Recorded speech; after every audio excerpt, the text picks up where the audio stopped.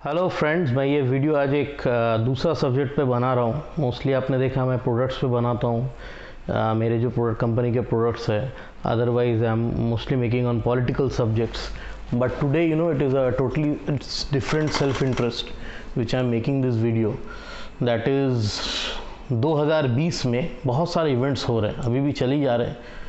कहीं अर्थक्वेक्स हो रहा है, कहीं लोकस्ट अटैक हो रहा है, कहीं पर हेलस्टॉर्म्स गिर रहा है, कहीं कोरोना वायरस है। तो अचानक आपको भी लग रहा हो कि अचानक 2020 में ऐसा क्या हुआ कि हर 2 दिन बाद कुछ ना कुछ इंसिडेंट हो रहा है, ऐसा क्यों हो रहा है।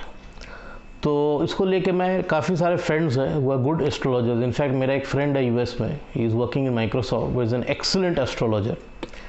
In fact he writes many thesis also, and I was just discussing with him. से मैं कुछ बात कर रहा था तो बहुत कुछ शॉकिंग बात उन्होंने हमें बोला है, एंड मैं इसको लेके काफ़ी सोचा। मैं खुद फिर रिसर्च किया, वो जो भी बात बोला सच बोल रहा झूठ बोल रहा देखना चाहिए। तो इसके बाद मैं कुछ कंक्लूजन्स पे आऊँ, तो मैं इसके ऊपर एक वीडियो बना रहा हूँ। अब इट इज़ रिगार्डिंग एस्ट्रोलॉजी। अब कुछ लोग हैं जो एस्ट्रोलॉजी को एज अ साइंस मानते हैं, कुछ लोग बोलते हैं भाई सिर्फ ढकोसला है, कुछ नहीं, एक गेस वर्क है जो गेस करता है। एनीवेज मैं तो मानता हूँ एस्ट्रोलॉजी अ लॉट, और 100% साइंस है, क्योंकि अगर ढकोसला होता एक जन के साथ हो सकता है, 2 जन के साथ होता है। दुनिया में 2 बिलियन लोगों के साथ तो नहीं हो सकता, और 1 साल हो सकता है, 2 साल हो सकता है, लास्ट 5000 साल से तो नहीं हो सकता। तो उसी पे बात करते हैं। तो ऐसा क्या है 2020 में जो हम लोग सबको परेशान कर रहा है। अगर आप रियली कंसेप्ट ऑफ टाइम देखिएगा तो हमारी जो वैदिक फिलोसफी में 4 युग होता है, सत्य युग, द्वापर युग, त्रेट युग एंड देन कल युग। आई थिंक सॉरी, सत्य युग, त्रेट युग, द्वापर युग एंड कल युग। तो ये कल युग फिर खत्म होकर एक सत्य युग चालू होता है। तो ये बोला जा रहा है कि कल युग 2012 में ख़त्म हो गया। यस, 2012 में ख़त्म हो गया। इनफैक्ट अगर आप इनकन सिविलाइजेशन और माया सिविलाइजेशन जो साउथ अमेरिका में था, उनका डेट ही था 2012 में कल युग ख़त्म होने का। जब कल युग ख़त्म होता करीब 50 to 100 ईयर्स का एक कस्प पीरियड रहता है, इसको कंजंक्शन पीरियड भी बोलता है, कि कलयुग से सत्ययुग में जा रहा तो इसमें बहुत सारे चेंजेस एंड इवेंट्स एक चालू हो जाता है। तो ऐसा ही होता है ये चीज़।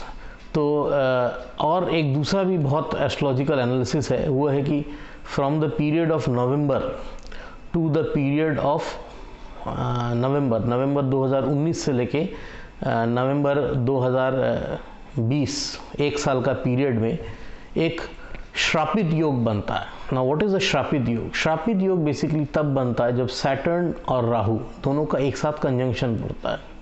तो पूरा वो प्लैनेट पे एक श्रापित योग क्रिएट हो रहा है from the period of November 2019 to the period November 2020। Now if you understand about planets, तो देखिए 2 प्लैनेट्स मेजर जो होते हैं, जो चेंजेस लाते हैं, एक होता है सैटर्न, अनदर होता है Rahu. Now Rahu is again not a planet. Rahu एक प्लैनेट नहीं है, ये एक शैडो प्लैनेट है। ये बेसिकली एक प्लैनेट पे के साथ बैठता है और उसका कैरेक्टरिस्टिक्स को एम्पलीफाई कर देता है। ये एक तरह का म्यूजिक एम्पलीफायर है। जैसे आप म्यूजिक सुन रहे हैं, उसका साउंड को बढ़ाना है तो एम्पलीफिकेशन ज़रूरत है, तो राहु एक एम्पलीफिकेशन का काम करता है। अगर सैटर्न के साथ बैठता है तो सैटर्न का क्वालिटीज़ को बढ़ा देगा, अगर सन के साथ बैठता है तो सन का क्वालिटीज़ को बढ़ा देगा। ऐसा कोई भी प्लैनेट्स के साथ बैठता है। अब आप ठीक से एनालिसिस कीजिए और अपने देखिए, मेरी बात को मत मानिए, अपने फैक्ट्स से देखिएगा। सैटर्न बेसिकली क्या डिनोट करता है? सैटर्न डिनोट करता है वेट, मिजरी, एक्सीडेंट्स, परेशानी।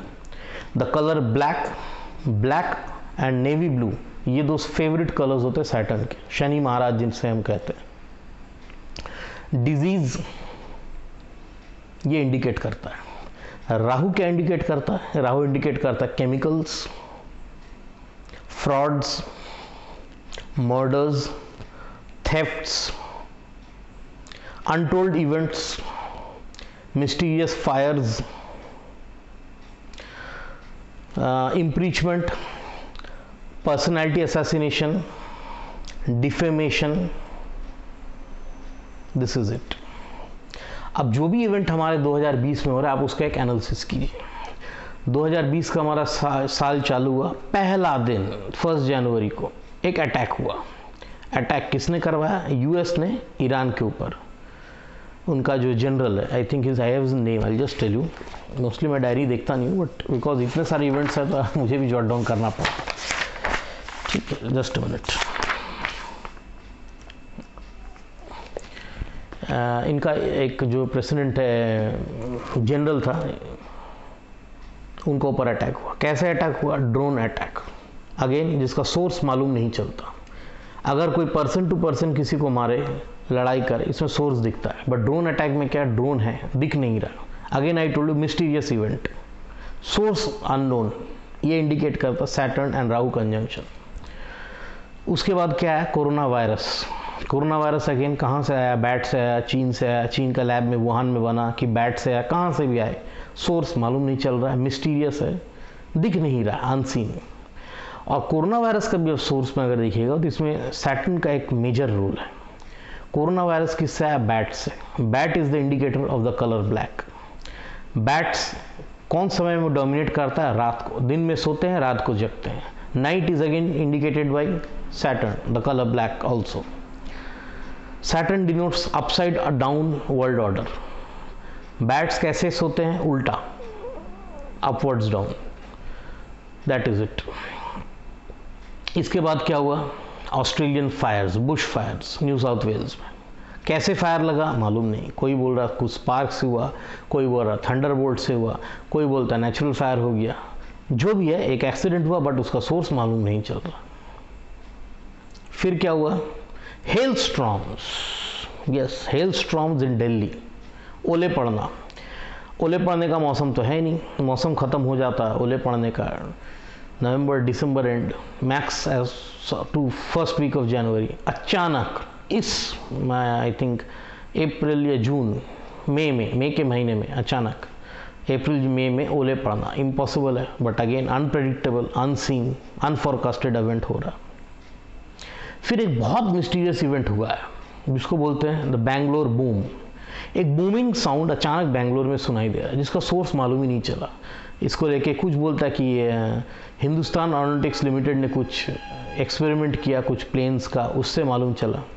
किसी ने कहा कि कुछ और हुआ, कहीं कुछ ब्लास्ट हुआ। जो भी है, फाइनल कंक्लूजन है, इसका कोई आंसर नहीं है। कैसे हुआ, क्या हुआ, क्यों हुआ, कोई आंसर नहीं, मिस्टीरियस ये चीज़ हो रहा। अचानक से अर्थक्वेक होना दिल्ली में हुआ, आई थिंक 2-3 बार हुआ। ज़्यादा इंटेंसिटी का नहीं हुआ, कम इंटेंसिटी का हुआ, फिर भी हुआ। Again unknown source, mysterious. ऐसा बहुत इवेंट्स आपको वर्ल्ड वाइड मिलेंगे। दूसरा एक मेजर चीज़ इसमें देखिए, वो है इम्पीचमेंट या डिफेमेशन या इज्जत का खराब होना। ये भी कमांड करता Saturn and Rahu conjunction. President Donald Trump का इम्पीचमेंट हो रहा है, रेपुटेड पर्सन है, बट इम्पीचमेंट एक्शन उनका हुआ। The case is I think still going on. चीन का ऊपर एक इम्पीचमेंट होने का कगार पे है। हर जगह चीन बदनाम हो गया। कोई बोलता है इन्होंने ही कोरोना वायरस कराया, जबकि चीन बार बार बोल रहा है मैंने कुछ नहीं किया, एक नेचुरल से वायरस था। जो भी है, ट्रस्ट किसी का चीन पे नहीं है वर्ल्ड में अभी। चीन हर जगह बदनाम हो रहा है। तो ऐसा डिफेमेशंस होते हैं, हर जगह ये चीज़ हो रहा है। ऐसा इंसिडेंट्स होते ही रहेगा और इसका इंटेंसिटी बढ़ता ही रहेगा। जितना अप टू नवंबर ये इंटेंसिटीज आपको बार बार दिखेंगे, कुछ ना कुछ इवेंट्स हो रहा। अचानक का ब्लास्ट हो जाना, लाइक मैं बोला गैस एंड केमिकल्स, ये डिनोट करता राहु। अब आप देखिएगा 2 मेजर गैस ब्लास्ट हुए। एक हमारा हुआ विशाखापट्टनम इंसिडेंट, जिसमें एक प्राइवेट कंपनी में अचानक एक गैस टैंकर में आग लग जाती है। एक दूसरा हुआ है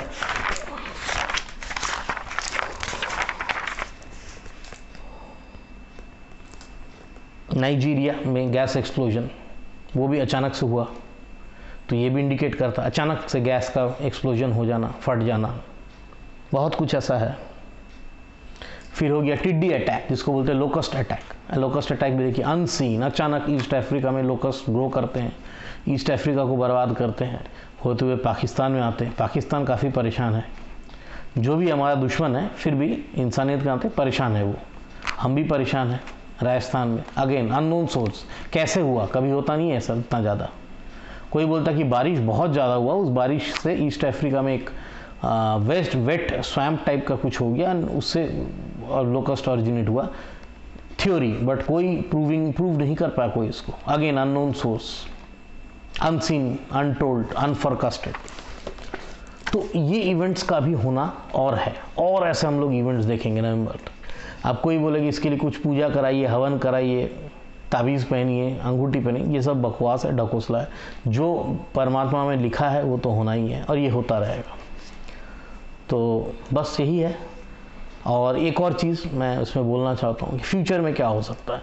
फ्यूचर में देखिएगा इसका इंटेंसिटी होगा, बट कोई बड़ा वॉर नहीं होगा। जैसे काफ़ी बोल रहा, कन्फ्यूजन बोल रहा है इंडिया चाइना वॉर होगा, यूएस चाइना वॉर होगा, ये नहीं होगा।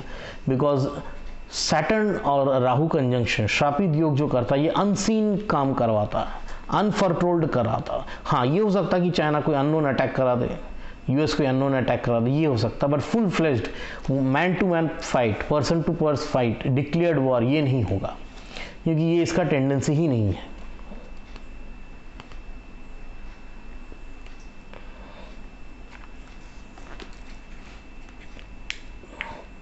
Thank you friends.